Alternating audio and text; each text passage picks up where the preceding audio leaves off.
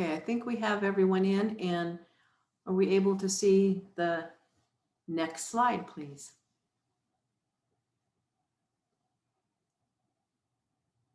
Okay, welcome here. And we're asking everyone to please leave your audio and video off.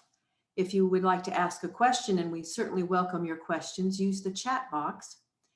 And also this Zoom talk is being recorded. If you'd rather not be recorded, then we ask that you leave the session now, and you'll be able to view this session on our YouTube channel after it gets posted.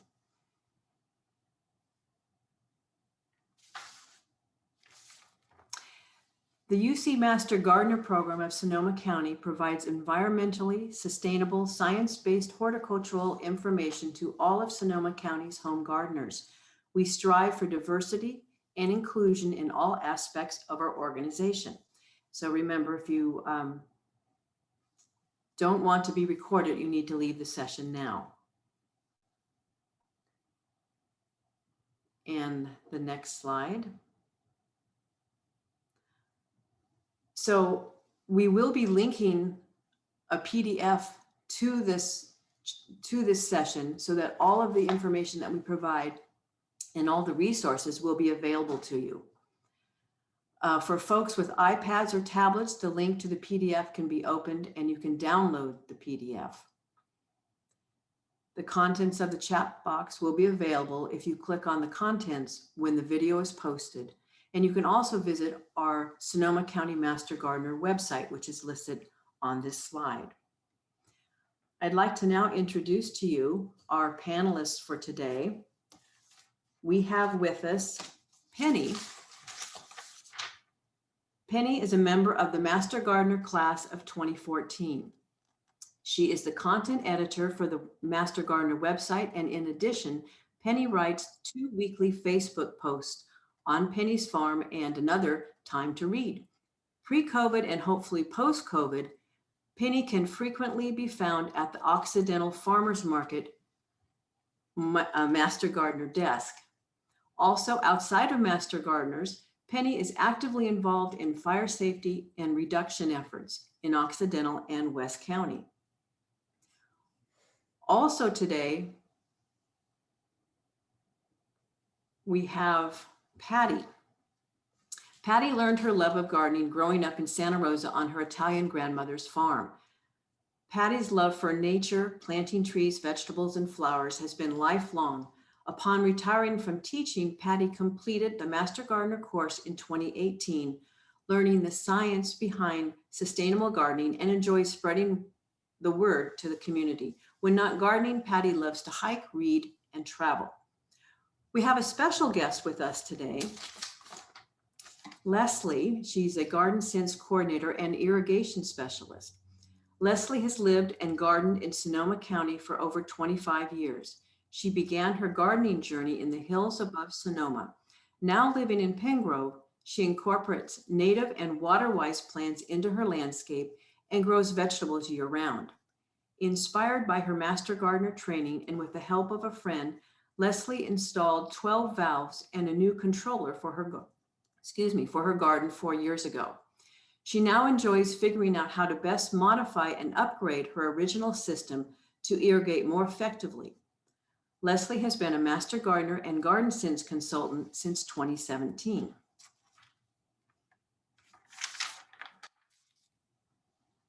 So I believe we will start right now with Leslie.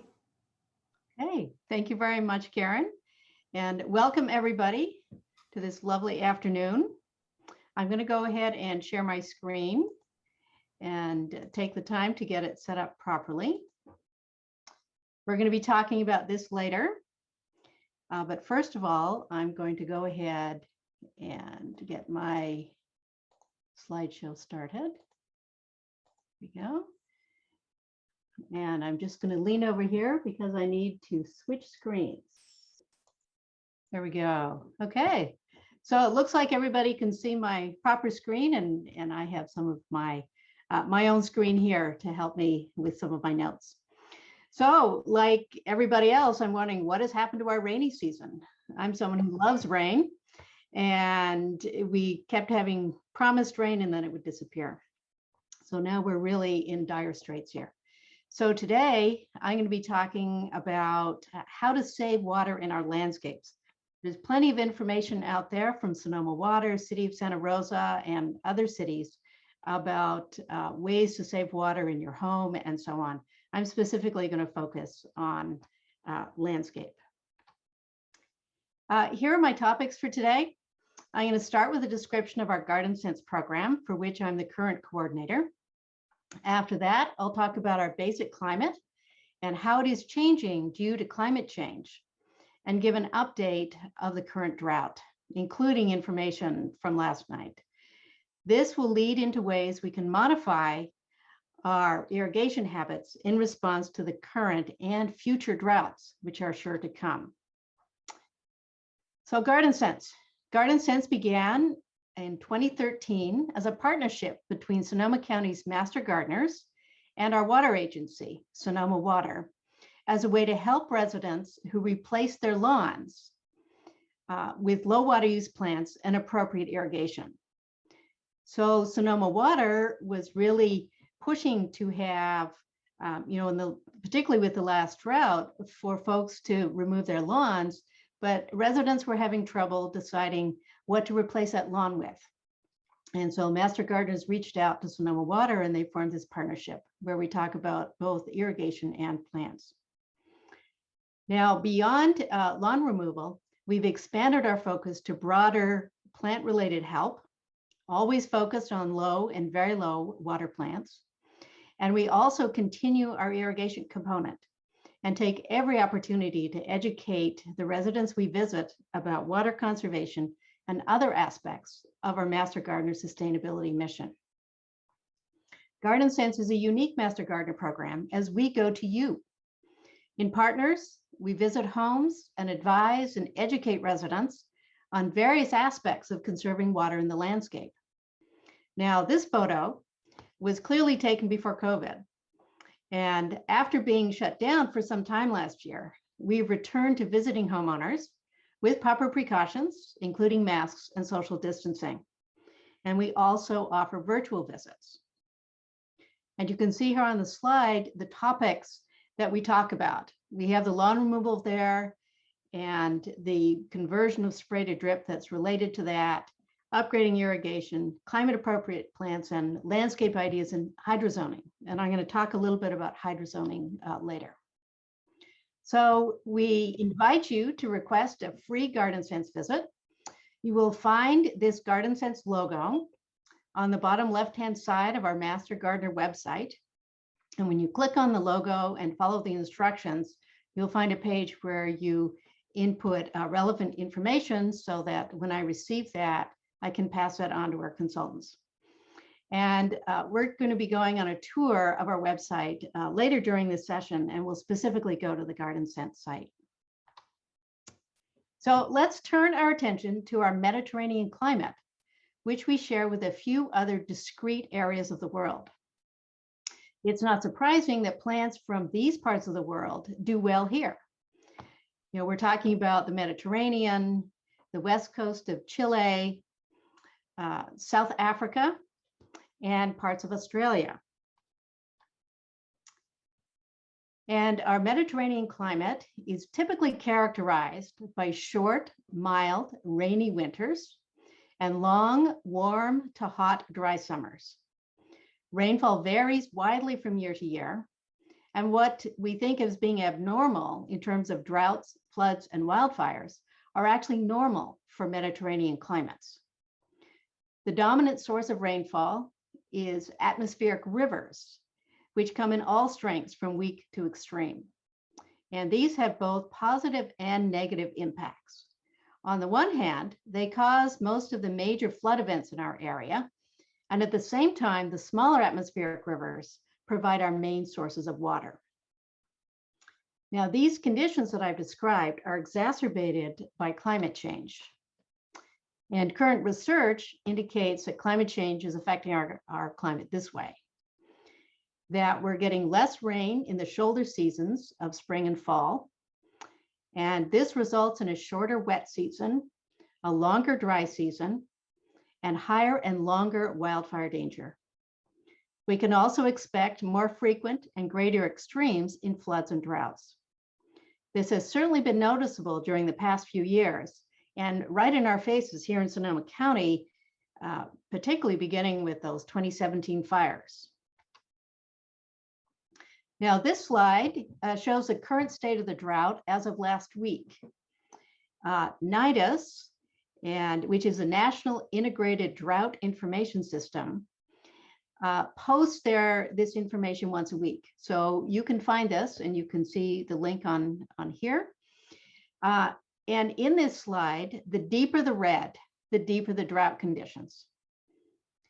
California is currently entrenched in moderate to exceptional drought, and that's especially due to our back-to-back dry years.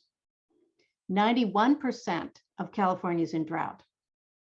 And we are over a year behind in rainfall totals over this 2-year period. So one of the problems is the back-to-back really dry years. Precipitation totals and snowpack remain well below normal. And now that we're near the end of the rainy season, it's clear that rain totals are going to be far too small to reverse drought conditions. Let's look specifically at Sonoma County. And I looked at this, this particular graph. This is, you can recognize our county in there, and just see our various cities there faintly. And I looked at this a month ago on the NIDIS site, and I was interested when I was going to get the most recent data to see that the county is still split between 2 forms of drought, but we're now 1 severity deeper in. So we're now in severe drought and extreme drought in the county. Rainfall for Santa Rosa is at 38% of normal for this time of year. And again, this is following a previously dry year. We are more than a year behind on rainfall. Now, I'm not telling you anything new. These descriptions reflect what we already know. Let's look at the state of our local water supply, the Russian River watershed. So our water comes from rainfall in the Russian River watershed. We do not rely on snowpack. And in many ways, to be independent of that snowpack is a good thing. However, with the lack of rain these last 2 years, our main reservoirs, Lake Sonoma, and I'm going to show you here, hopefully you can see my cursor, Lake Sonoma here, which was built in the 1980s, and Lake Mendocino up here that was built in the 1950s. They are now at record lows for this time of year. Lake Mendocino last week was at about 43% of its capacity, and Lake Sonoma at 62%. Leslie, your pointer is not showing up. Okay. So I think I will simply describe rather than try to use it. Okay. So last week, Governor Newsom declared a drought emergency for Sonoma and Mendocino counties. And this picture on the right is of him on the lake bed at Lake Mendocino. I'm sure many, if not all of you, have seen that picture. And the picture on the left is of Lake Sonoma a day later. And this was a picture that was taken by one of our press Democrat reporters. That should be Kent Porter. Now, so he declared a drought emergency last week. And then last evening, or yesterday, the Sonoma County Board of Supervisors declared a local emergency due to severe drought conditions. And they are asking that Governor Newsom authorize the California Disaster Assistance Act, CDAA, and request federal disaster assistance, including a presidential declaration of emergency, which will bring in funds to help. And with this declaration of drought emergency, we're likely to be seeing some mandated restrictions, if not right away, but certainly probably in the near future. So now that we have highlighted the problem, let's turn to ways we can help conserve water in our landscapes. I'm first of all going to show you a couple of charts and talk them through here. This chart provides an example of average historical rainfall compared with plant water needs. Now, plant water needs, the technical term for that is evapotranspiration, shortened to ET. So it's the water lost due to transpiration, for the water that is breathed out by the plants, and also water that is evaporated in the area.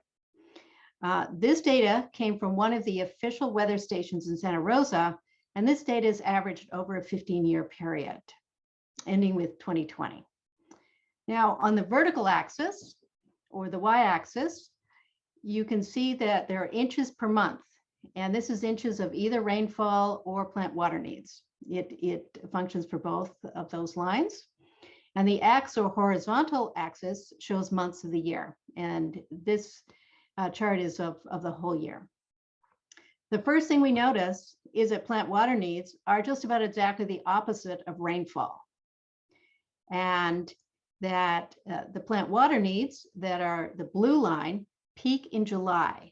And this is due to long, hotter days with plenty of solar radiation. This is also when our rainfall is the lowest, and also when our plants are vigorously growing. So this is why, in choosing to have agriculture and many of the plants that we put in the ground here, we need to irrigate in the summer. We just don't have the rainfall for them. And the water requirement is not the same throughout the year. Even though it feels hot to us in September, the days are shorter, so there is less solar radiation. And at that point, plants are slowing down and getting ready for winter. So if possible, we need to match our irrigation as closely as we can to the water needs of the plants that we have in the ground. So here's another chart. It has the same axes as the previous one. So inches of either water or irrigation of rainfall or irrigation water are on the Y or vertical axis.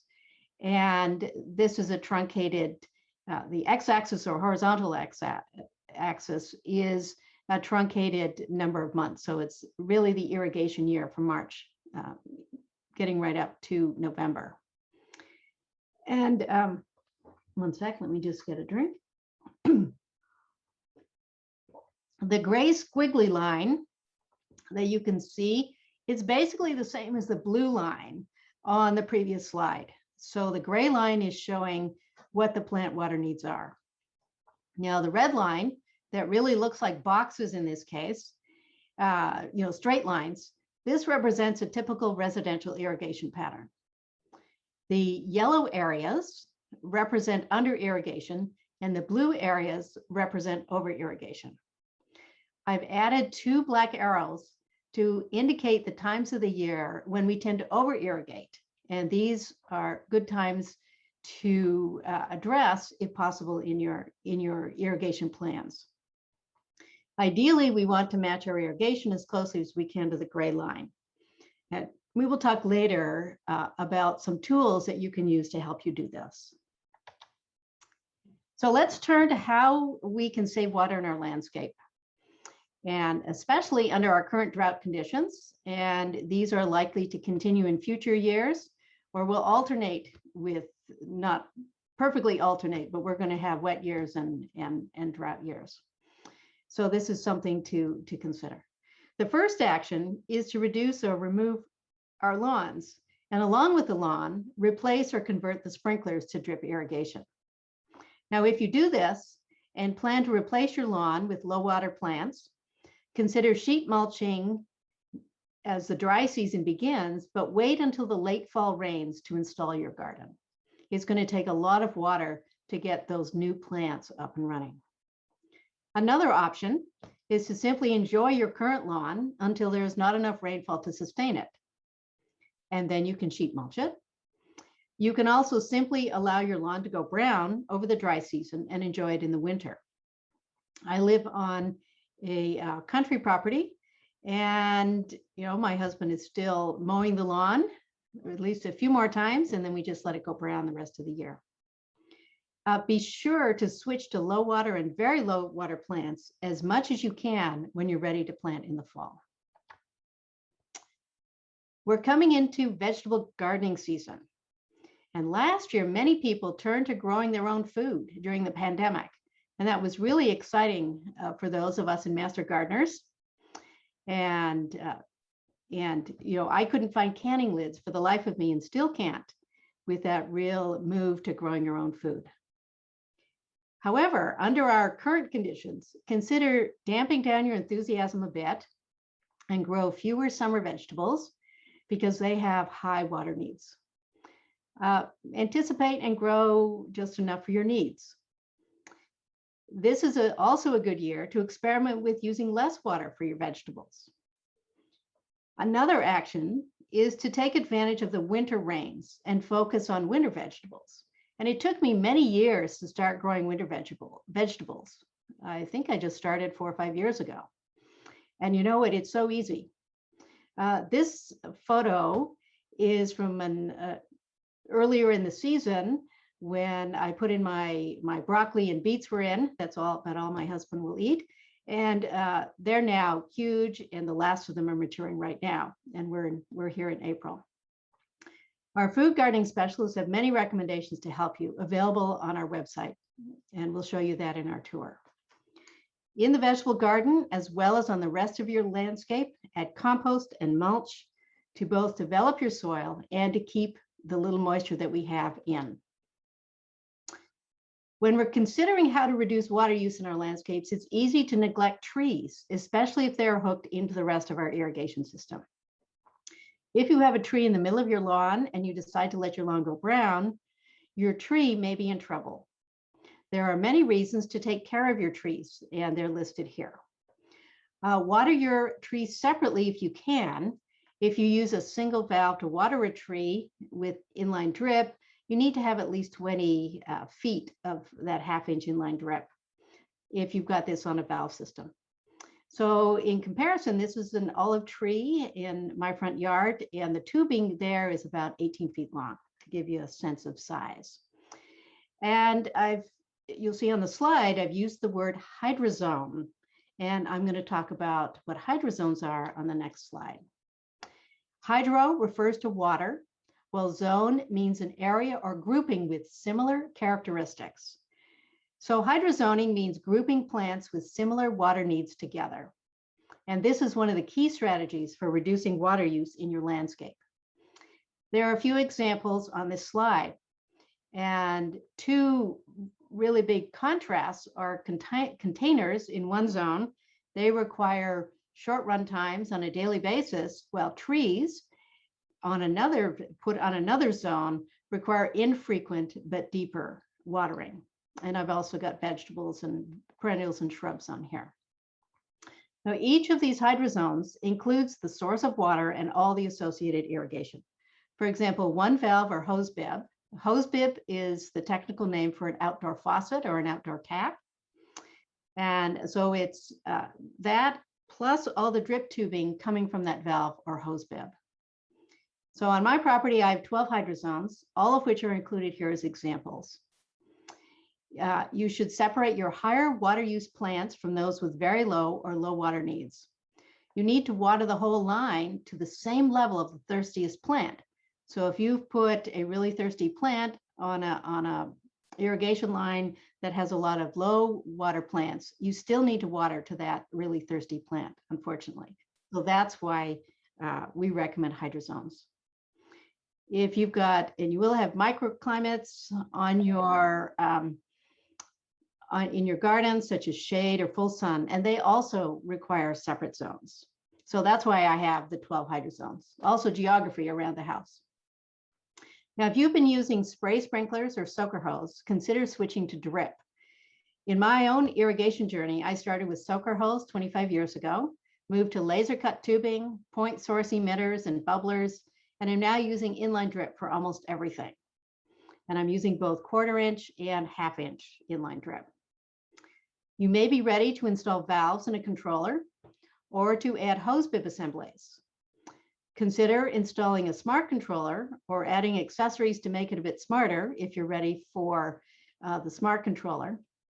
And regardless of what you use, be diligent about adjusting for the seasonal changes in water needs.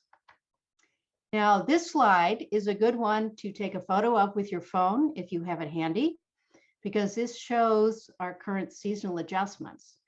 And seasonal adjustments refer to decreasing the amount of irrigation on either side of that July peak. So you set you start with what it's going to be in July, what the water needs are in July, and then you step it back either side. These are also sometimes called seasonal setbacks.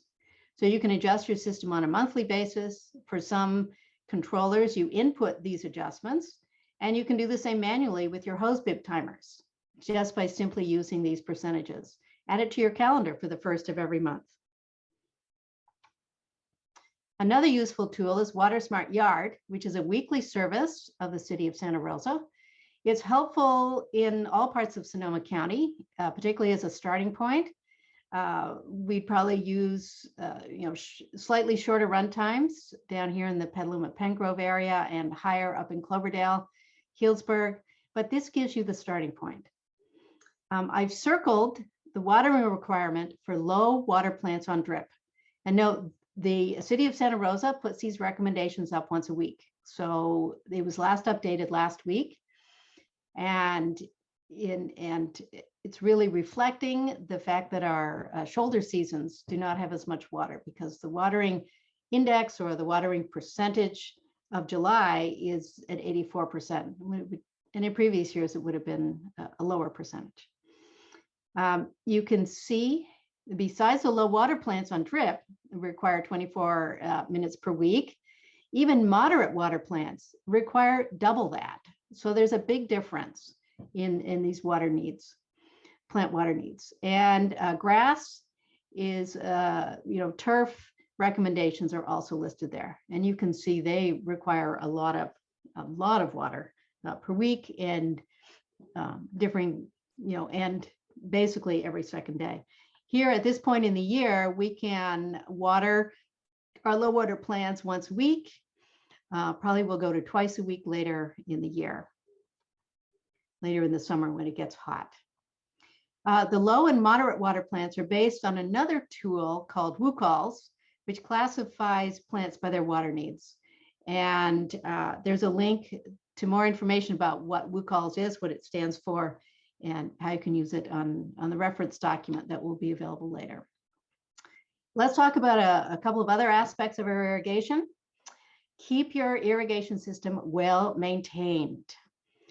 So you set it out, it's tempting to just leave it and go, but if you get a leak in there, go for chomps on your 1/4-inch tubing, which is my most common difficulty here, then then you're losing water. And we can't afford to do that, particularly this year. Be flexible, resilient, and attentive to what's going on in your landscape and in your system. And check it regularly. Be prepared to hand water as needed, especially during these unpredictable shoulder seasons, as well as the summer high temperature spikes. What I've noticed in the past few years is those hot winds coming through in October, and we haven't had the rain to go with it. So that can really dry our plants out. Also, water early in the morning or later in the evening to decrease evaporation, and we may be mandated to do this anyway with our drought emergency. I want to spend just the last few minutes talking about the effects of soil type on irrigation. The main concept to remember is that the amount of water is dependent on the plant's water needs, or that evapotranspiration, while the way you water is dependent on the type of soil. So the diagram shows sandy soil on the left, and you can see water basically goes straight down, but not very wide. But in clay soil, it spreads out, and you don't see it on the very top, but you see it underneath, just a little bit down in the soil. So this means you should water sandy soil more frequently and clay soil less frequently, but you may need to have a couple of run times in the same day in order to get the infiltration deeper.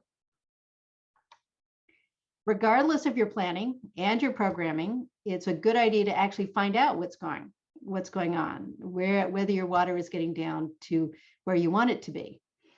And here are a number of suggestions for how to do that.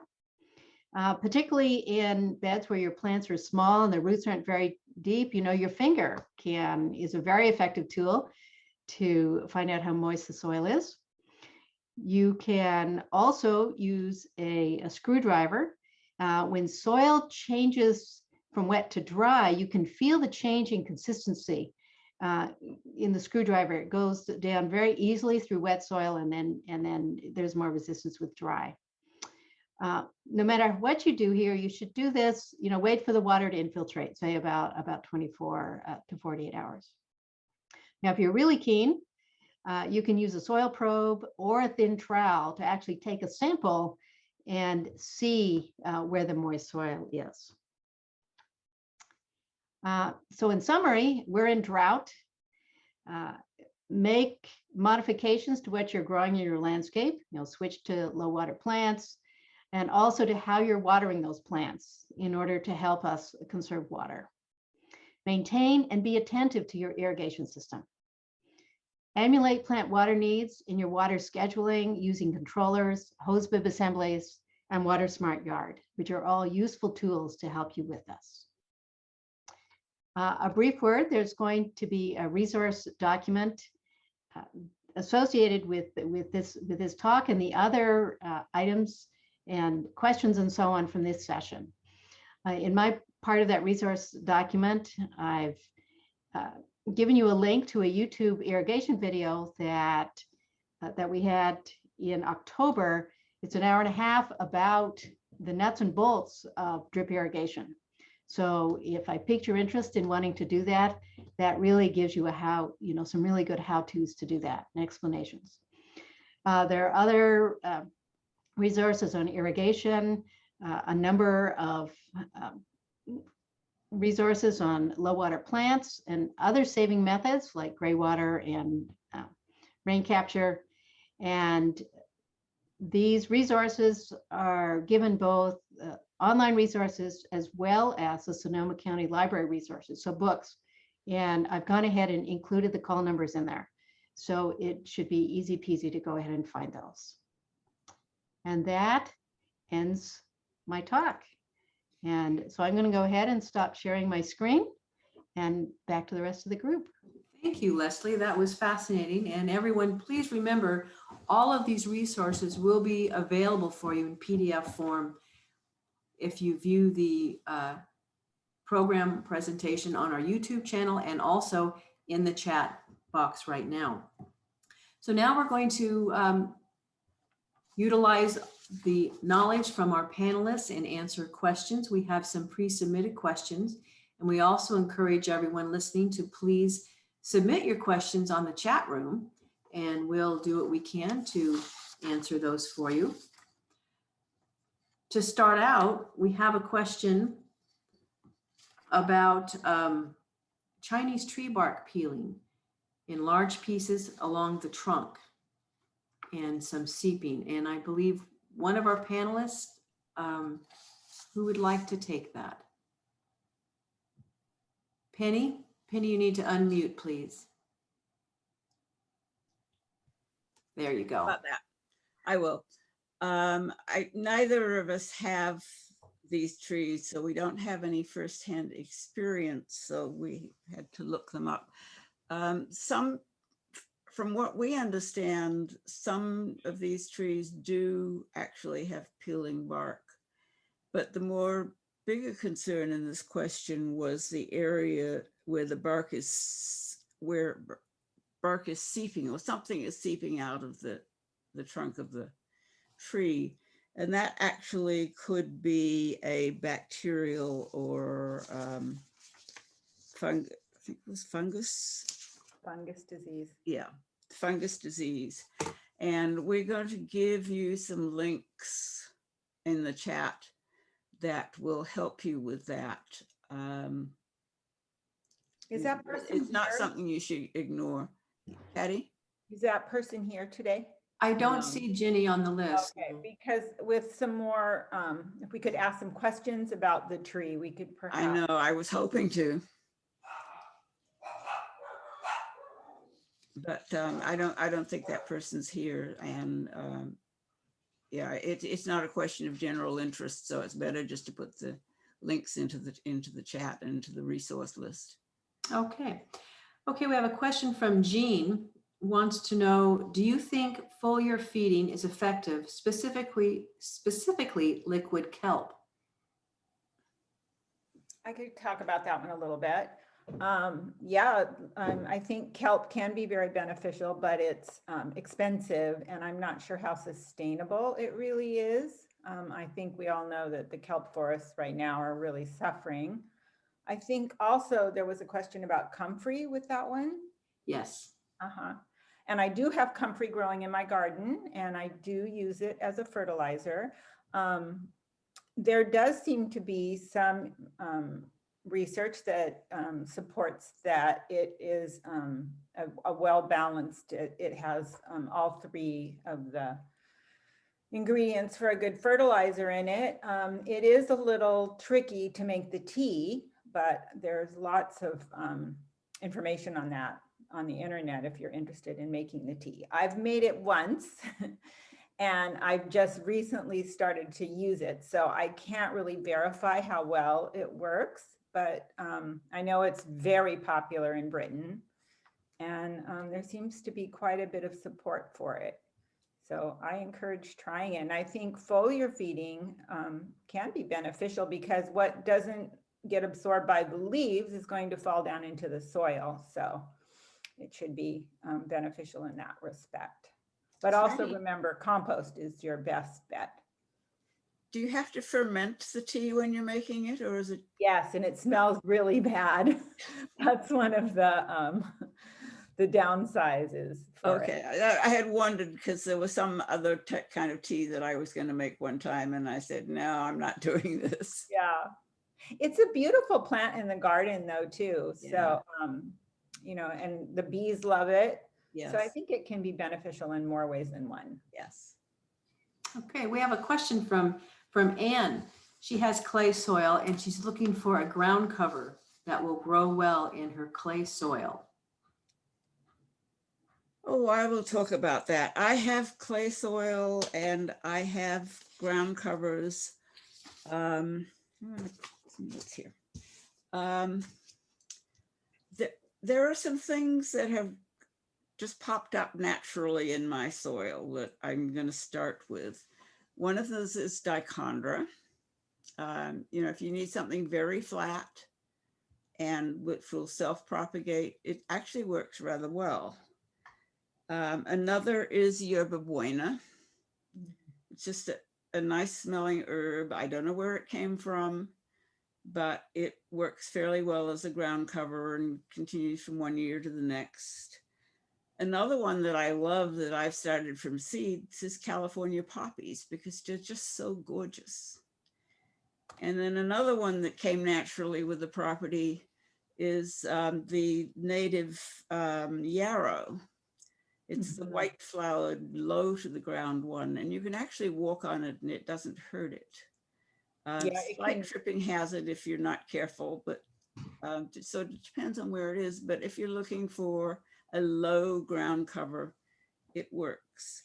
Now on the bigger things, there are quite a few low moisture, low water requirement natives that make good ground covers. Ceanothus has some low varieties, short varieties, which are really good. Arctostaphylos I have, works really well. I have some sages that work well. I have a monardella that works well. So there's really a lot of choices out there. And if you go to our website, you will find a whole section on low water plants, and you can choose ground covers and take a look and see what they're offering. But there's a lot of stuff that grows well in clay as a ground cover. That's great. And we'll have a presentation specifically to that spot on our website following these questions. The next two questions kind of group together. Does Pearlite help retain moisture in potted plants, and how to improve soil water retention in raised beds? Pearlite does help. I make my own potting soil to plant my seedlings, and I always put a certain amount of perlite in there. And Penny, I know you had some research on actually how the perlite, what it actually does in the soil. If you Yeah, want I to found a elaborate on fascinating that. article that I think is going to go into the chat list, and gardening know-how. And it explains how perlite is made and how its surface works. And it's really interesting. It's really worth using it. So if you're reading it, if you're going to use perlite, I would just recommend using it. It recommends it for root cuttings as it fosters stronger root formation. It recommends adding it to soilless and soil mediums for potting. So Just one yes, thing yes, it works. to remember is be careful when using perlite or vermiculite not to breathe in the dust or anything from it, because it's like a glass or It is a glass, yeah. yeah. So you just have to be a little careful with it. Correct. Okay, so I haven't seen any new questions put in our chat room. So what we have now is a question that was really addressed during the presentation on the best way to water efficiently and use less water. Leslie covered that, but we're also going to now take a tour of our website so that you can see all of these sites that you can find yourself. And also don't forget, in the chat, you'll see links to many of the resources that we have spoken of. So Leslie, go right ahead. Okay. And while I'm getting ready here, another thing you can do to increase water retention in your garden, in raised beds, for instance, is compost, compost, compost. Mulch, mulch, mulch. So I'm here on our Sonoma County Master Gardener website. I'm just going to, let's see, try to hide.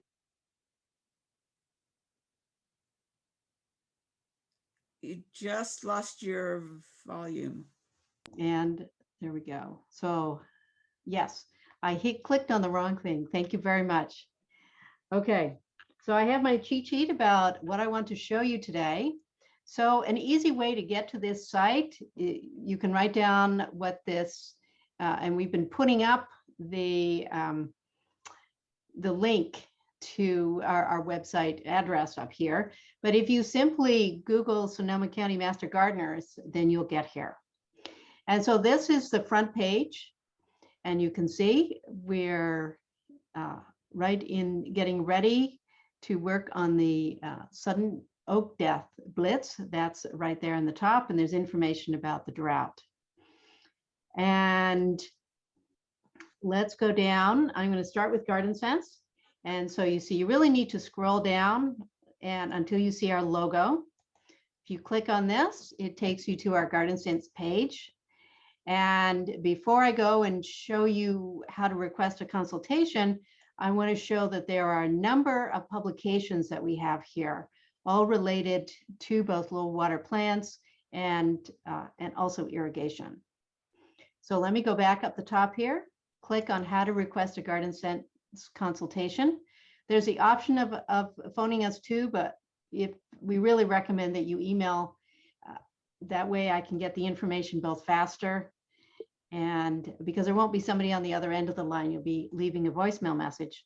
So email, going through the online site here is the best. So here's the, your standard information, and then information about what your primary garden issues are, how you're irrigating, and how much will you be of the work will you be doing yourself.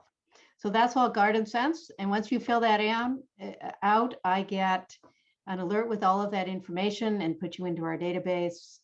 And then consultants will be in contact with you from there. Now we have got somewhat of a wait these days, since we're not yet at full capacity due to COVID.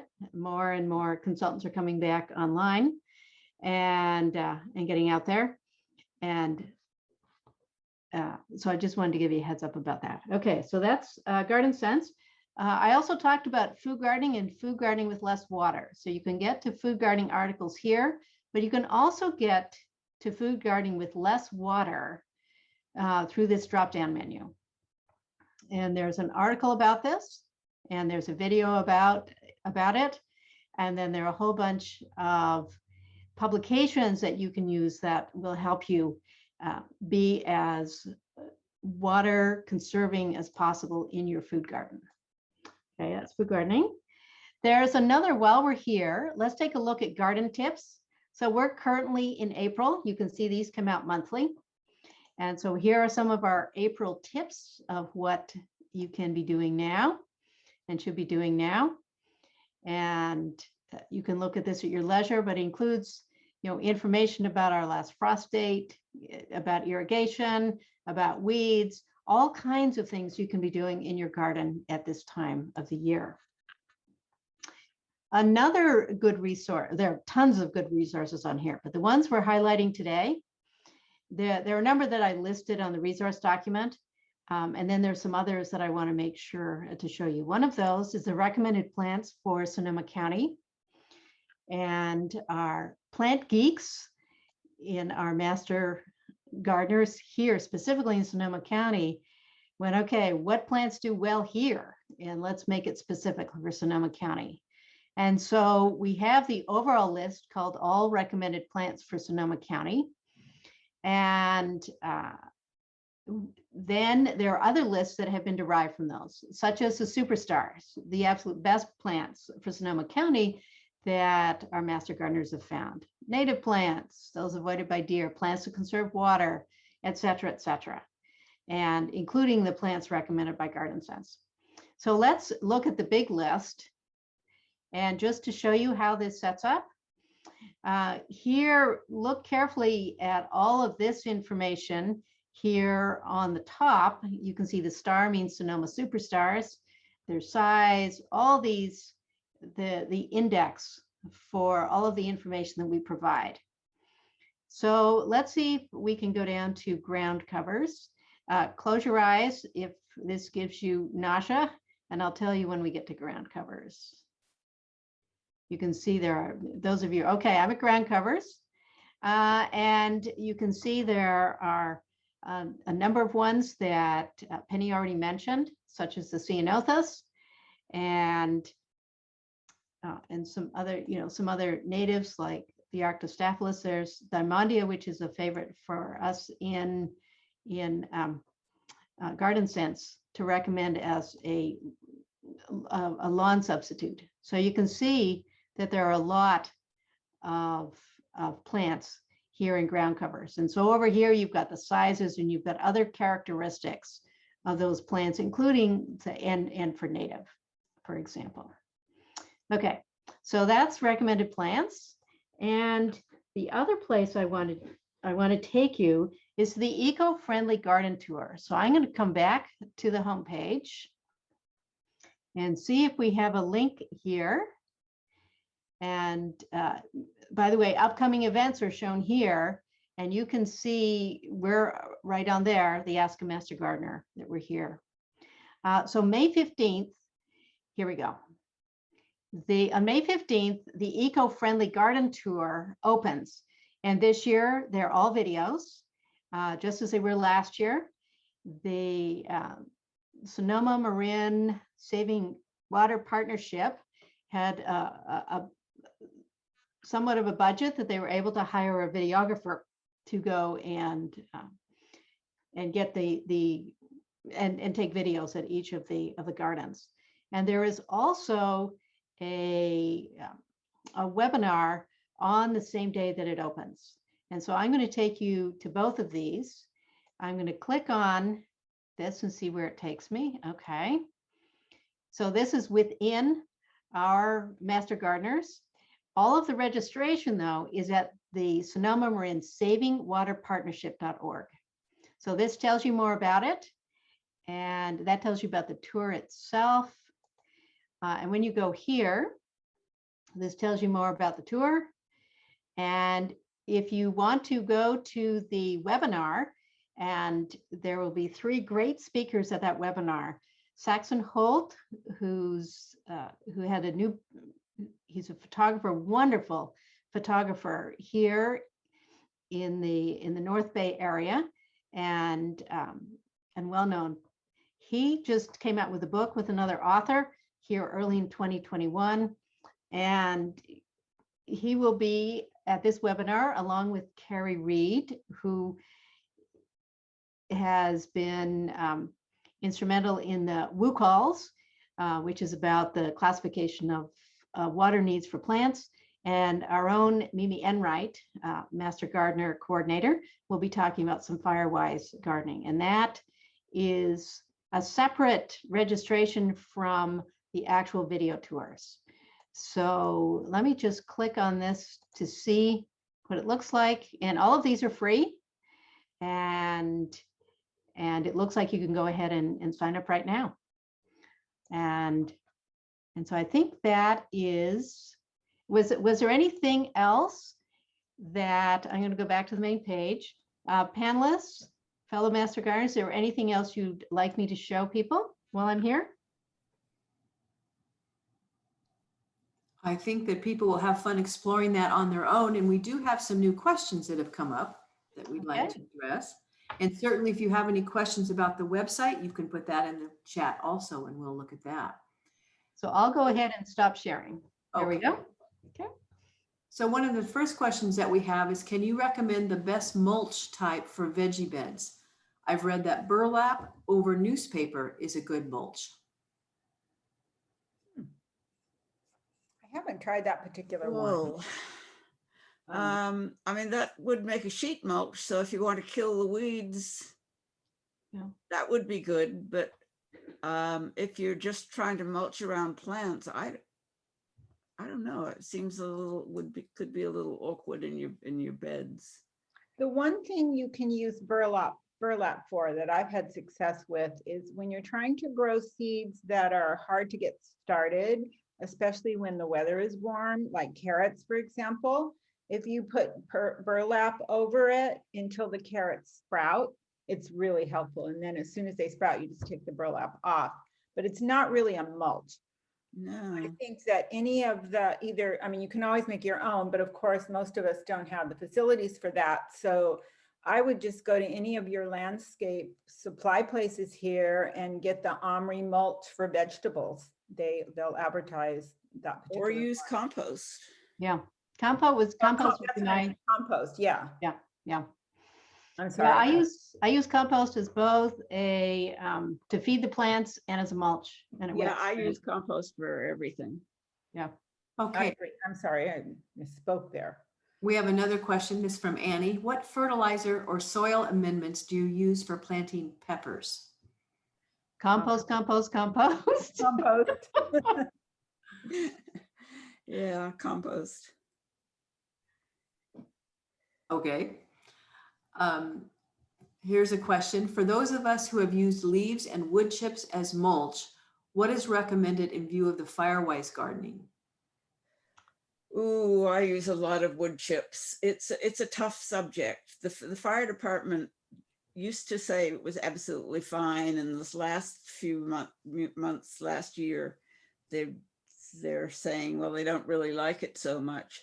I believe that and this is just me, if you put it on over the winter before it's broken down, excuse me, broken down enough that it's not as much of a fire hazard, we pull it away from the 5 foot next to the house. Right. But beyond that, I use it. If you see a picture of my orchard, which you had in the Facebook column, there's a lot of chips in there. I do the same. Like Chips keep it and away clay. from I mean, yeah, chips break down clay fabulously. Karen, the recommendation is less than 2 inches beyond the 5 foot zone. Next to the 5 foot zone, use non-organic mulch like any inorganic material. But the critical point is the 5-foot zone around the house. You always start from the house and go out. And then the depth should be less than 2 inches. That's the recommendation. And avoid gorilla mulch and the shredded kind of mulches that are very fire. We have an article on our webpage, and we have with the recommendations on the mulch. Wonderful. Thank you, Cleo. Another question. When you talk about compost, does pay dirt qualify? Do I need to be concerned about it burning plants if it's used on the surface? I don't know what pay dirt is. don't know. The person could talk about that more. Do you know, Penny, what that is? No, I know nothing about pay dirt. Yeah. I've never heard of it. Okay, well, GR, maybe you could expound on that in the chat. Also in the chat, along with these questions, a lot of links have been added addressing those questions. If that person's here with a pay dirt question, why don't they unmute and Yeah, tell us what it is? I'm curious now. Yeah, so go ahead and hit your unmute button, and we have a few questions for you. Switch it around. I can look it up too. Pay dirt. Okay, well, Anything else while we're waiting? Well,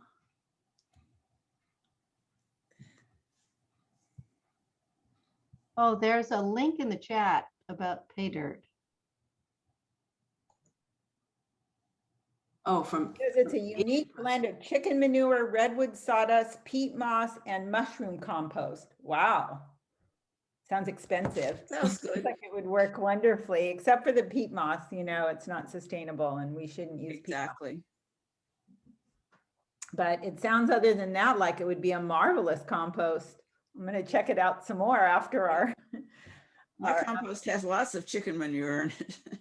yeah, and as long as it's not fresh and it's been Yeah, really mulched, it shouldn't burn the plants No, used on the surface. any manure and compost should be 6 months old. Yes. Yeah. How about any other questions?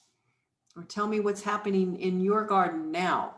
In my garden right now, I have my onions, and I have parsley that has taken over, and carrots. That's all I've planted this year because we are kind of in the middle of a move. So I'm limiting ourselves. I Well, went to I the have to Harvest for the say- Hungry sale. yeah. So I have my tomatoes in, I have my peppers in, I have my basil planted next to the tomatoes because they're apparently help each other out. So that all just happened on Monday.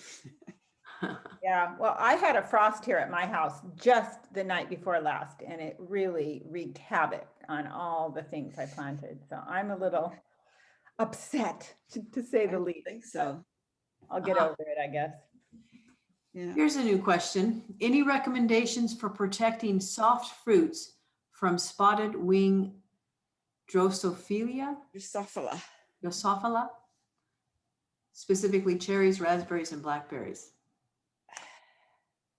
Yeah, I don't know too much about that. I know our rare fruit growers could really help with that question, and cleaning up, you know, at the end of the season, make sure there's no leaves on the ground, drop cherries, because I think that's where they winter over. Do you know, Penny, more about that? No, my cherry tree produces, or the property came with several cherry trees, which produce almost nothing. I don't think it gets cold enough here. But I don't have any trouble with the raspberries and blackberries. So I think that keeping the ground fairly clear around the plants probably helps a lot. Yeah, I don't know. the rare fruit growers, if we could post the link to them, they would answer that question in detail, I'm sure. Yeah, you kind of have to join to ask a question, Oh, that's true. I think you do. but Well, you could always, it's absolutely worth joining if you grow any fruit at all. and you can also submit your question to the Sonoma County Master Gardener Help Desk. Yes. And that link is provided in the chat room. Absolutely. Okay, well, I think, Karen, I put in the IPM link to the Drosophila and how to manage the Drosophila. And Penny is right, sanitation is number one, then netting, then early harvest and trapping. The link is in the web page on the chat on how to manage the Drosophila from the UC IPM. So you start with monitoring and these low key solutions, and then there are final solutions that are chemical, but mostly it's the trapping and the netting and, like Penny said, cleanup. thank you, Cleo. Now here's a new one. I purchased expensive cooling moth virus spray, and I'm looking for someone to figure out how to use it with me. Who has experience with that? What's a cooling moth? Maybe it's coddling moth? Coddling? I have Coddling. Yeah, it's supposed to be coddling moth. My first thing I ever do with anything I don't know is Google it. Does anybody know if we have anything on our website on that? Or UCIPM has anything on that? It might be on that link that Cleo posted. It looks like it should have directions on the bottle, or it's something new, and it's for apple orchards and professionals, but it's a virus that only affects the codling moth larvae and nothing else. No birds, no leaves, no people, no nothing. But the dilution is for what, 100 yards of apple trees, and I have one apple tree. Yeah. So I'm interested in finding somebody else with an apple tree. It's really difficult. Yeah, Ari, we don't usually recommend on using the industrial products for using This is for home organic. use. It's totally So organic. that's a yeah, but Totally it's organic still and safe. for commercial purposes. Yeah, but Well, it's they have the also commercial. instructions for commercial purposes, but it's totally organic and it's recommended for home gardeners. I think Paul Vossen was talking about it many years ago. So I'm just interested in what the dilution is for a home orchard. Yeah, I think you have to go to the manufacturer. Even though it is organic, it is a chemical, and the best recommendation is to take the dilution from the manufacturer. Yeah, well, it really doesn't have the dilution for like 5 gallons. And I don't know that it's a chemical, it's a virus. It's a virus that affects codling moth larvae. Can't you just divide everything by 10 or 100 or whatever the appropriate factor is and come up with the... I suppose it's just too much trouble. It's much easier to find somebody who knows how to do it and then let them do it. Ask rare fruit growers. yeah, that's what would be my suggestion. I just let the moths get on the apples and, cut them out the bat. Oh, they got all my apples last year. Oh, really? If you and I put up the traps, and there were no moths in the traps, but there were plenty of larvae in the apples. Really, I find if you keep everything clean, like you pick up all the apples that fall, the ones that fall on the ground. I know, I did all that, and it's just, we'll see what happens this year. Yeah. I think it's important to put the traps out at the right time, but don't ask me what the right time is. No, I was just reading that last note in there. We have all kinds of home remedies, but because they're not science-based, then we can't recommend or endorse them. Annie, I just sent you the 2 links by email. Okay, thanks. Your email address on the roster and sent them to you. Okay, thank you. Okay, so now we did have quite a few questions about pest management. So how about if we look at the IPM site with a little tour? I don't know if one of our panelists is ready to do that on Zoom. Here we go. Okay. Figure out how to make that bigger again.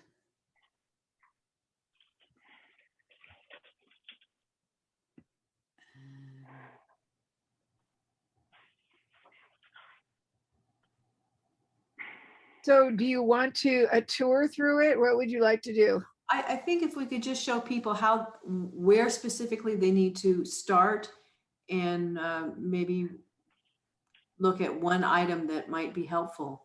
So first of all, the link to this page is in the chat. And what was the question? Where should we go? Go back to that. Is there a specific question? There's so many. Diane, go Yes. to where it says home. Go to where it says home, I okay? think that's, Because this is where you will be landing. oh, Go that to is home. that is a good point. Thank you Okay. for that. Now, it's really important to come to this section, to the section that says home, garden, and landscapes. Do not go to the agricultural one. Yes, you will get lost so For the home fast. gardener, you start here. Yeah, and that's Okay, what, got it. Now yeah. you're there. now we're there. And as you can see, there's a description of what integrated pest management is. If people don't know, and many, many, many more things.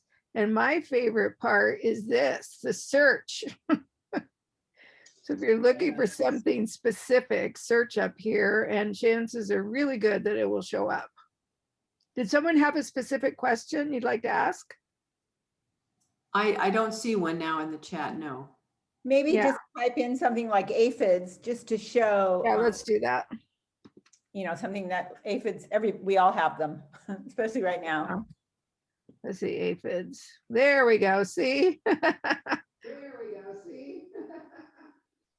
It might be unhelpful to just show the searching by pest and then searching by host plant. Yeah. Like tomato, what would you guys like to see?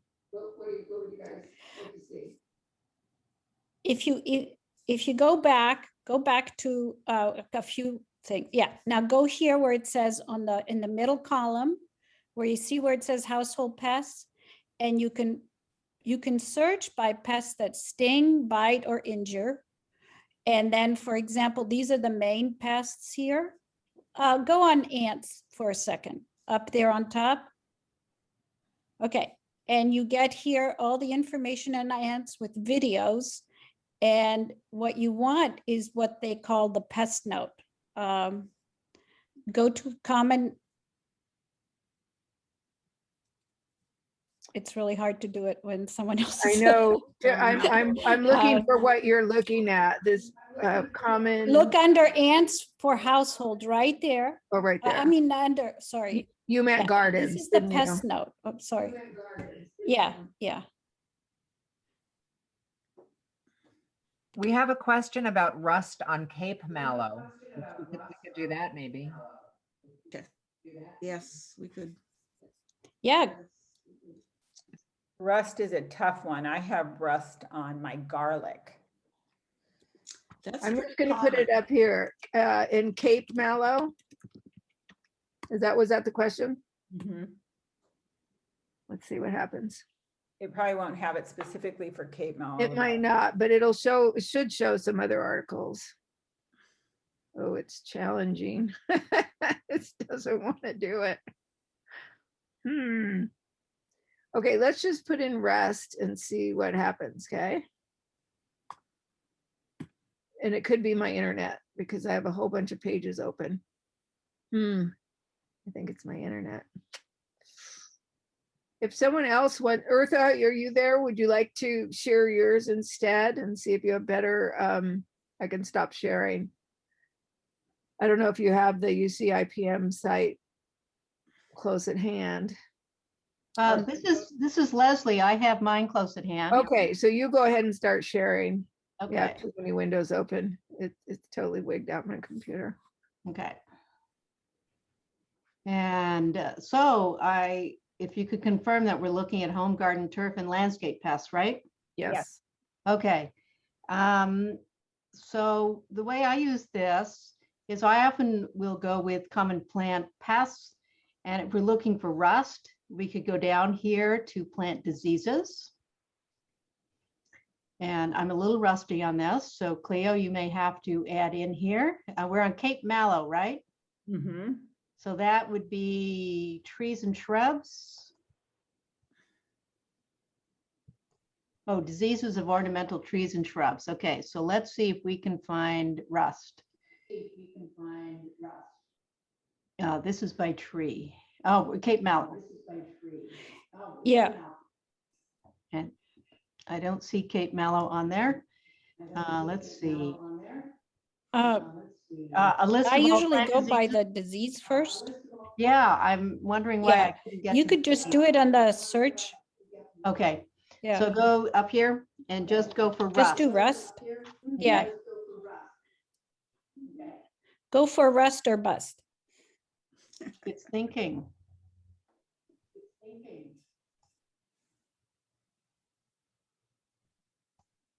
Well, that's interesting. That seems. Go back to the, Go back one here. Here. yeah, I found that it was, do it in the box here in the, Okay. yeah, do that. And do this top one. Yes, Looks like it. There we there you go. go. Yeah, that does it. The key is to first identify that that's what you have. And then whether it's a pest or whether it's a disease, you first have to identify it. And then you look at what the life cycle is and then how to manage it. So if you go down, it tells you how, if it's a broadleaf, how it manages and what the solutions are here. Avoid overhead water, collect fallen infected leaves and needles and dispose, cut off. And that's basically, that's what it's a very sort of labor intensive cleanup solution. And they recommend the same thing for almost all things with rust, is get rid of where you see the rust and don't put it in the compost. It's a tough one. It's definitely a tough one. Okay, well, thank you very much for that on-the-spot tour. And it looks like we're coming to a close here. I'd like to thank all of our panelists and everyone for joining us today. We have, remember, everything available to you on a PDF form that will be available on our YouTube channel. It's available on the chat if you're able to save that to your device. Okay. So we have the link attached, all of those things available for you. Look for our Ask the Master Gardener virtual farmers market every fourth Wednesday of the month. Our information desk is always available for your questions with the link there. And on our calendar, you can check that out on our website, and note that on May 15th, we have the online eco-friendly garden tour and webinar. It's free, and you need to register for that on our website. Master Gardeners of Sonoma County are a nonprofit volunteer organization, and if you'd like to support our work in presenting more educational opportunities to residential gardeners, please visit our website, sonomamg.ucanr.edu.